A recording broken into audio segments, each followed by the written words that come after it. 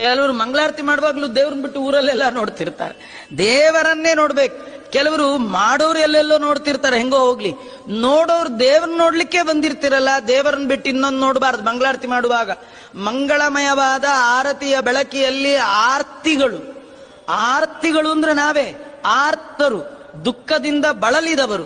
ಭಗವಂತನ ಮಂಗಳಮಯವಾದ ಆರ್ತಿಯನ್ನ ಕಂಗಳಿಂದ ನೋಡಿದರೆ ನಮ್ಮ ಎಲ್ಲ ತಾಪಗಳು ಪರಿಹಾರ ಆಗತ್ತದು. ತುಂಬಾ ಜನ ಮಂಗಳಾರತಿಗೆ ಅಂತ ಕಾಯ್ತಿರ್ತಾರೆ. ಮಂಗಳಾರತಿ ಆಗೋ ಟೈಮ್ ಕಣ್ಣು ಮುಚ್ಕೊಂಡ್ಬಿಡ್ತಾರೆ. ಕಣ್ಣು ಮುಚ್ಕೊಳ್ಳೋದಾದ್ರೆ ಇಲ್ಲಿ ಯಾಕೆ ಬಂದ್ರಿ? ಕಣ್ಣು ಮುಚ್ಕೋಬಾರ್ದು.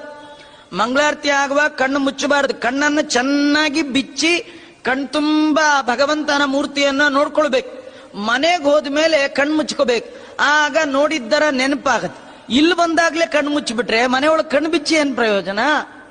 ಹಾಗಾದ್ರೆ ದೇವರನ್ನ ಕಣ್ತುಂಬಿ ನೋಡ್ಬೇಕು.